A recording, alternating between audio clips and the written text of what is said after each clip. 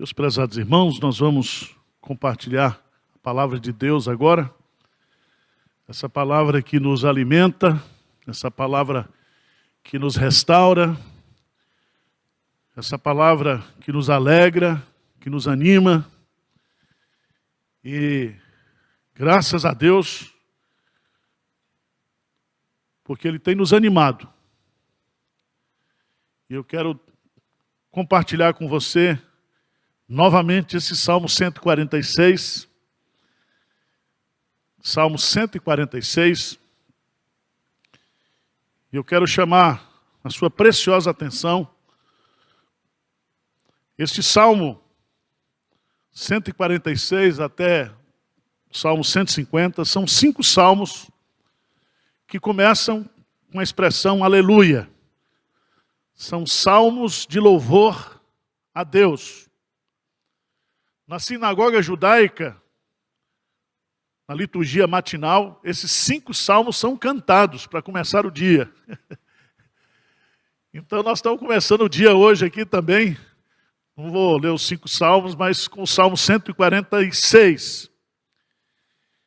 E vamos tirar algumas lições preciosas desse salmo.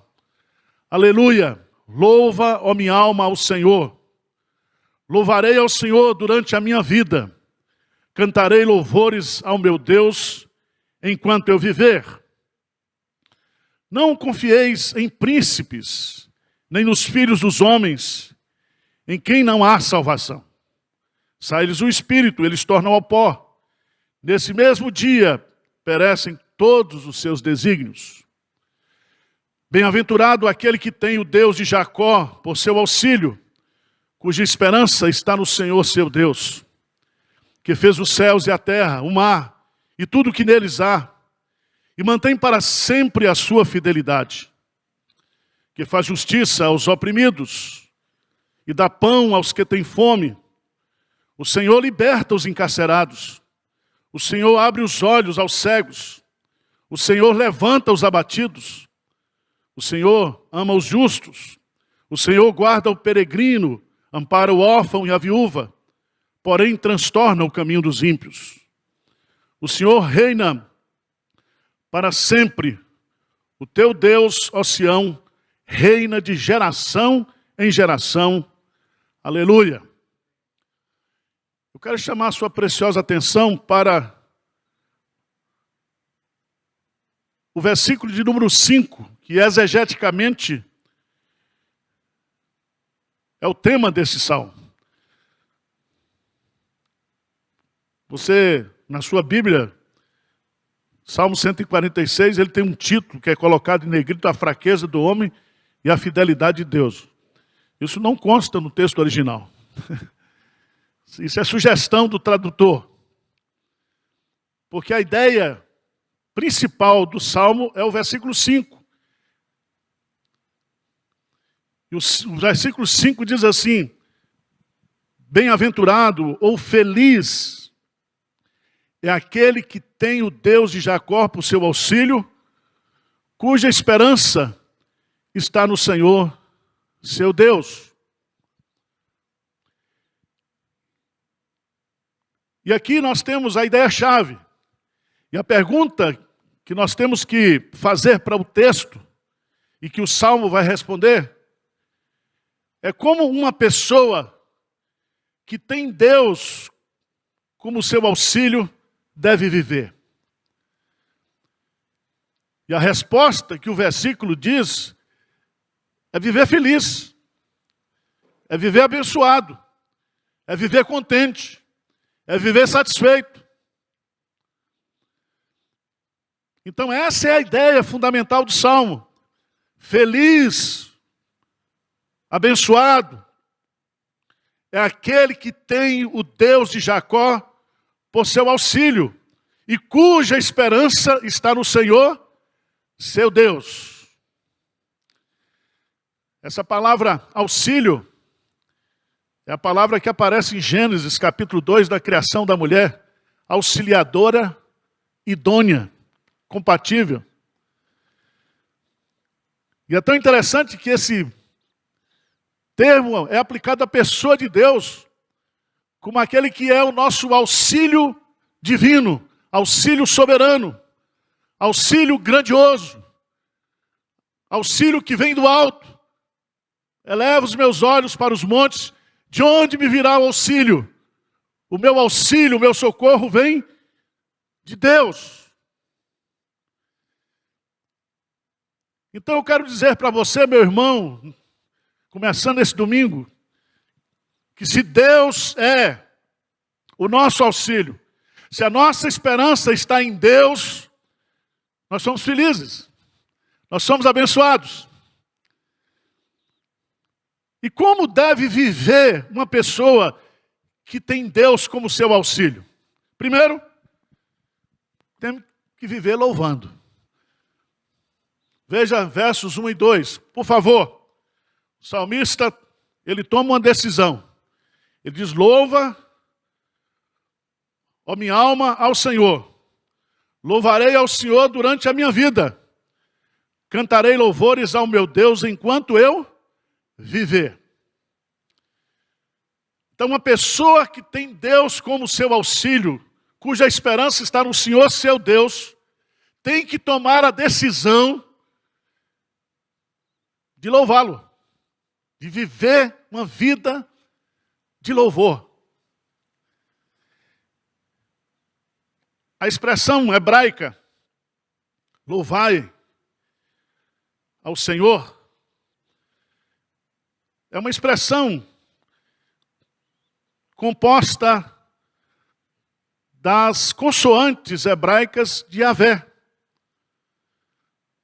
Lá em Deuteronômio, essa expressão, louvai ao Senhor, ela pode ser traduzida como Deus é o meu louvor. Deus é o meu louvor. Eu louvo porque Deus é meu. Porque Deus está em mim. Porque Ele é o meu Senhor. Porque Ele é o meu auxílio. Então eu tenho que viver uma vida de louvor. Porque Deus, Ele é meu. Ele é o meu Deus, Ele é o seu Deus. Se você observar,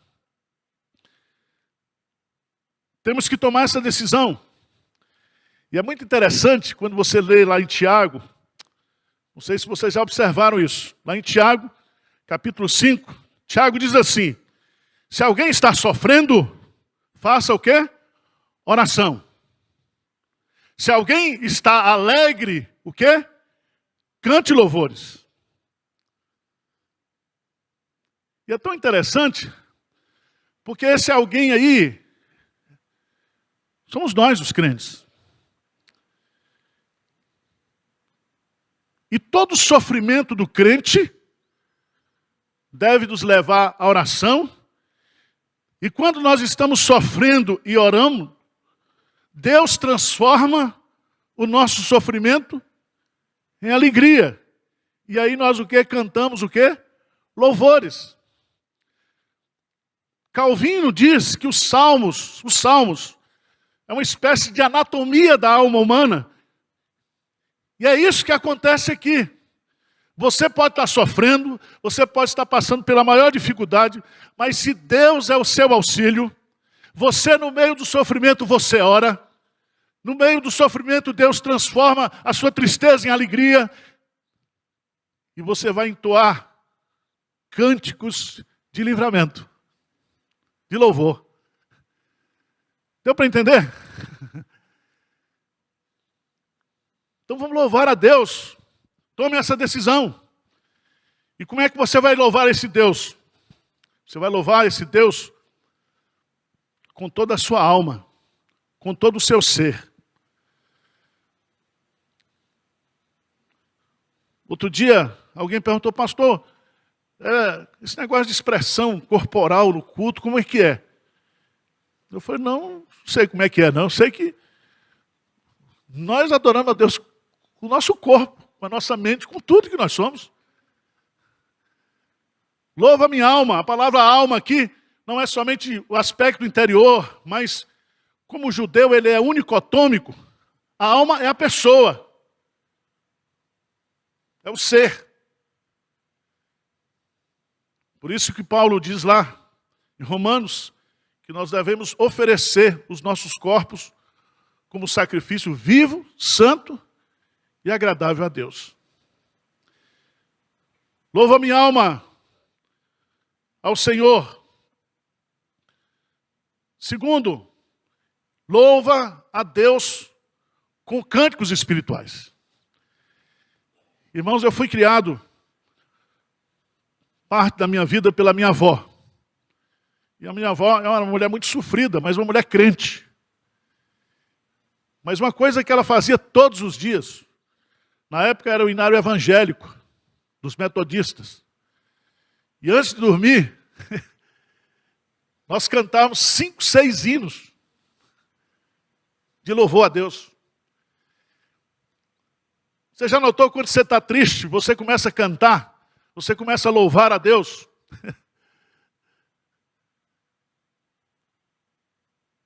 E essa tristeza vai embora. E essa tristeza é transformada em alegria. Irmãos, preste atenção. Deus habita no meio dos louvores. A igreja de Deus, segundo Apocalipse capítulo 5, ela vive diante do trono, adorando, cantando.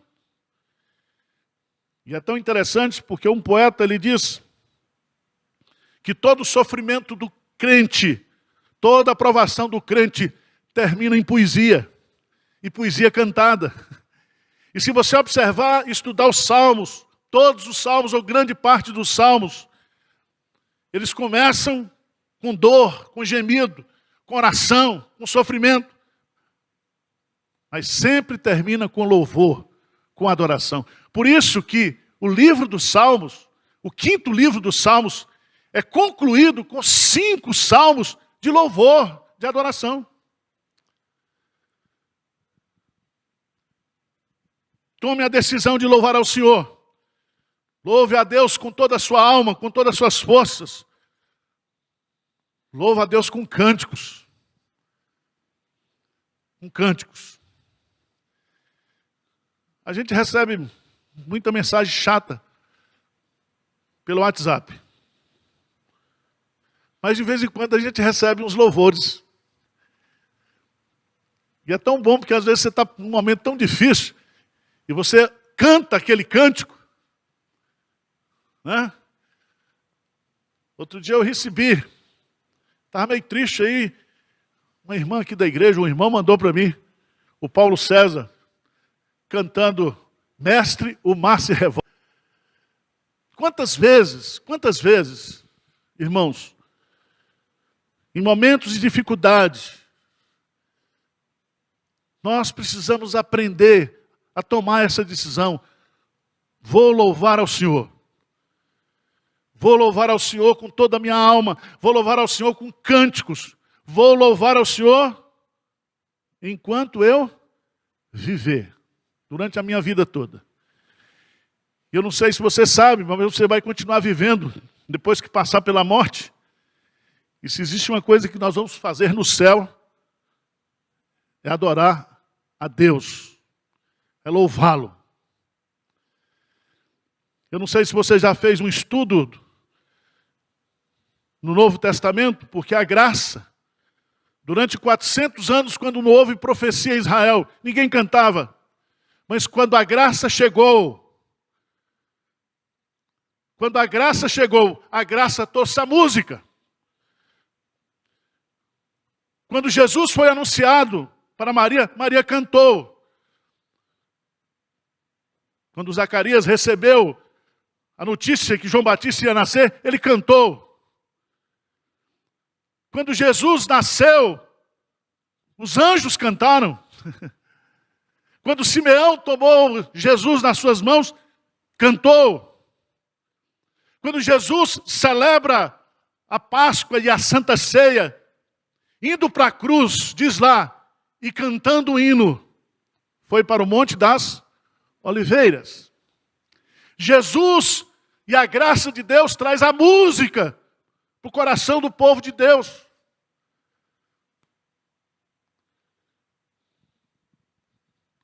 Segundo lugar, quem tem Deus como seu auxílio, deve viver louvando, mas quem tem Deus como seu auxílio, não pode, está proibido de confiar nos homens. Proibido. Você está proibido. A Bíblia fala, maldito o homem que confia o quê? No homem. Veja aí, a proibição. 3 e 4, não confieis em príncipes. Aqui a gente poderia botar governador, prefeito, presidente da República, né? Supremo Tribunal Federal. Não confieis em príncipes, nem nos filhos dos homens. Por 2 motivos. Porque neles não há salvação. Quem salva você, quem auxilia você, é Deus. Ele é o seu auxílio. Nele está a nossa esperança. Ele pode até usar homens, mas a nossa salvação vem de Deus. A salvação do justo vem de Deus. E ele vai colocar 2 motivos. Os homens são impotentes. Você não pode confiar na impotência humana. Você não pode depositar sua esperança na impotência humana. Os homens são impotentes. Segundo, os homens são transitórios. Sai-lhes o espírito e eles tornam ao pó. Nesse mesmo dia perecem todos os seus desígnios. Quando o homem morre, morre com ele os seus planos, os seus desígnios, as suas ideias. Então nós não podemos depositar a nossa confiança em pessoas, em homens, em príncipes, porque eles são impotentes e são transitórios. Mas ele vai dizer, bem-aventurado aquele que tem o Deus de Jacó por seu auxílio, cuja esperança está no Senhor, seu Deus. Então, meus irmãos, se Deus é o nosso auxílio e a nossa esperança, nós somos pessoas felizes. Porque diferentemente dos homens, veja aí a descrição que o salmista faz. Esse Deus é o Deus que fez os céus e a terra, o mar e tudo o que neles há. E mantém para sempre a sua fidelidade. 2 coisas importantes aqui.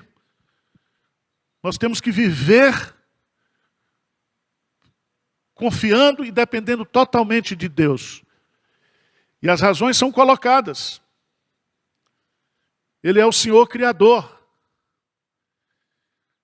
Ele que fez os céus e a terra. Ele criou tudo que existe. Ele criou o universo, a terra, o mundo. O pecado, quando entrou na sua vida e na minha vida, está lá em Romanos capítulo 1. Nós colocamos a criatura no lugar do Criador. Mas quando eu entendo quem Deus é e o que Ele fez, a minha fé se agiganta. Mas é muito interessante colocar aí, porque assim, Ele fez todas as coisas, mas Ele mantém para sempre a sua fidelidade. E aqui eu quero que você entenda que fidelidade está relacionada com o Deus de Jacó. O Deus de Jacó, Ele é fiel. O Deus de Jacó é o Deus da aliança, é o Deus da eleição, é o Deus das promessas.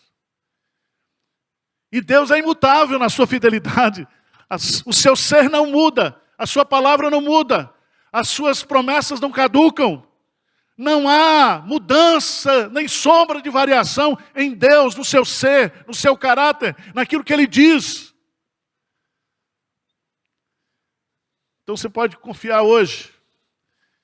E pode continuar confiando sempre. Porque Deus é imutável. Deus não morre. Os seus planos não acabam. Os seus propósitos e os seus desígnios permanecem para sempre. Passarão os céus e a terra, mas a palavra de Deus permanece para sempre. Esse é o nosso Deus. Mas Ele vai dar continuidade. Esse Deus, Ele faz justiça aos oprimidos e dá pão aos que têm fome. Esse Deus é o Deus da justiça. E a justiça de Deus, ela pode aparentemente nós acharmos que é tardia. Mas ela vem. Ela vem. Tudo que o homem semear, ele vai o quê? Colher. Ele é o juiz de toda a terra. Ele julgará o mundo com justiça e os povos com equidade. O Salmo diz que Deus se ira todo dia. Todo dia Deus se ira diante das injustiças que são cometidas no mundo. Mas Ele retém a sua ira. Ele faz justiça. Ele cuida e defende a causa dos necessitados, irmãos. Pode ter certeza disso. Ele é o pai dos pobres. Ele é quem supre as necessidades de todos. Quando eu vejo ouço essa semana o relatório do agronegócio, que nós tivemos a maior produção de alimentos de toda a história do Brasil. No ano da pandemia. É Deus que faz nascer. É Deus que faz florescer. É Deus que rega a terra com chuva. É Deus que sustenta. É Deus que está usando irmãos aqui de Pinheiros para distribuir cesta básica. É Deus. É Deus que supre.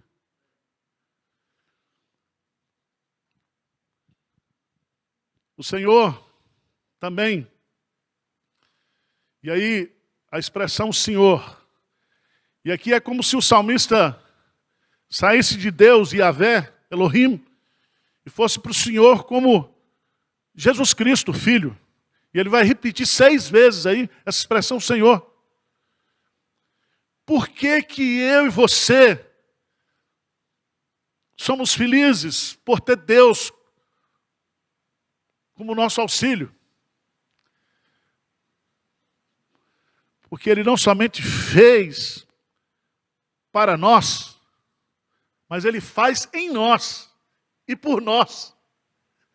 Ele não só fez os céus e a terra, Ele não somente mantém a sua fidelidade, mas vai colocar aqui algumas situações que eu e você podemos passar na vida. O Senhor liberta os encarcerados. O Senhor abre os olhos aos cegos. O Senhor levanta os abatidos. O Senhor ama os justos.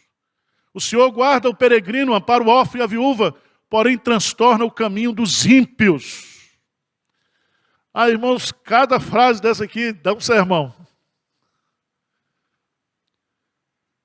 O Senhor liberta os encarcerados. O Messias veio, o Espírito do Senhor está sobre mim, para pregar, para ser pregador, para curar, para ser um médico das doenças que você sofre, para curar os cegos, para curar os aleijados, para curar definitivamente na cruz o sofrimento humano, a morte, o pecado, a dor. O Senhor levanta os abatidos. Esse aqui é o que eu mais gosto, porque de vez em quando eu fico meio abatido. E Paulo diz, nós somos abatidos, porém não destruídos. Todo crente pode estar abatido, meu irmão, hoje aí. Mas o Senhor levanta você hoje. Se o seu auxílio é o Senhor, você é uma pessoa feliz. Se a sua esperança está no Senhor, você é uma pessoa feliz. E Ele levanta você. Ele tira você da depressão. Ele tira você do cárcere, da culpa, do pecado. Ele tira você de qualquer situação que lhe aprisiona. Ele quebra todas as correntes. Ele veio para pôr em liberdade os cativos. Ele faz isso por mim e por você. O Senhor ama os justos. Então não ama ninguém, porque não ama o justo sequer. Por que o Senhor ama os justos aqui? Ele está falando que Deus ama aqueles que foram justificados, o seu povo. Amei a Jacó. E todos nós somos como Jacó. Mas Deus nos escolheu. E nos amou incondicionalmente. E nos salvou. E se tornou o nosso Deus. E o salmista diz, o Deus de Jacó é o nosso refúgio. O Senhor dos Exércitos está conosco. O Deus de Jacó é o nosso refúgio.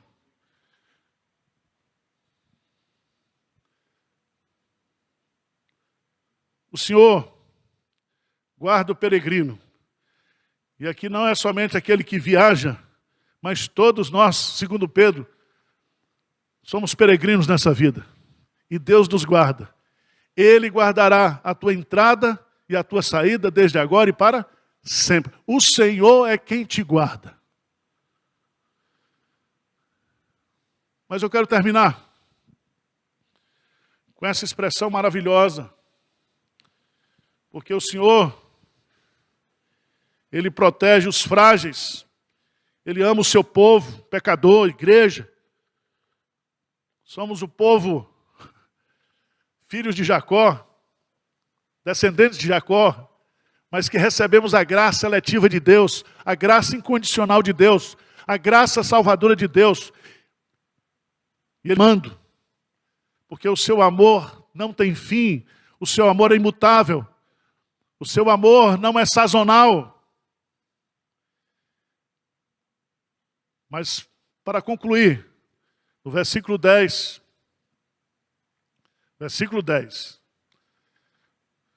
o Senhor reina para sempre.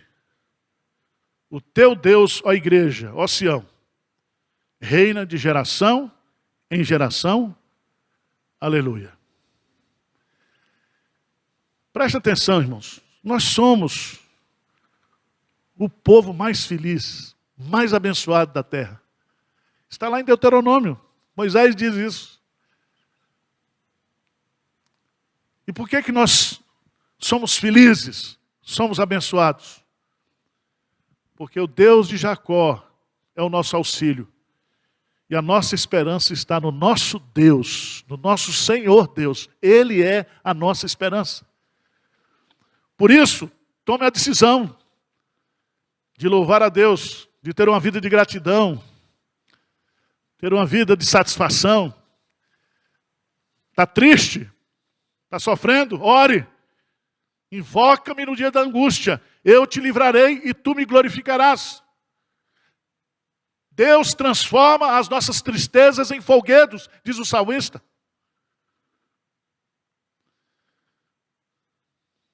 Não confie em homens. Não confie em príncipes. Confie em Deus. Confia em Deus.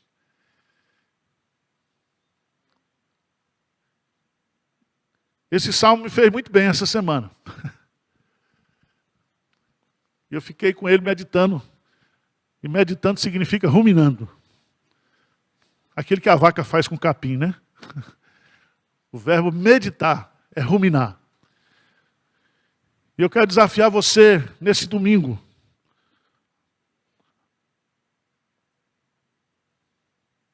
Tome uma decisão de ser um adorador, de ser mais grato a Deus, de ser mais feliz.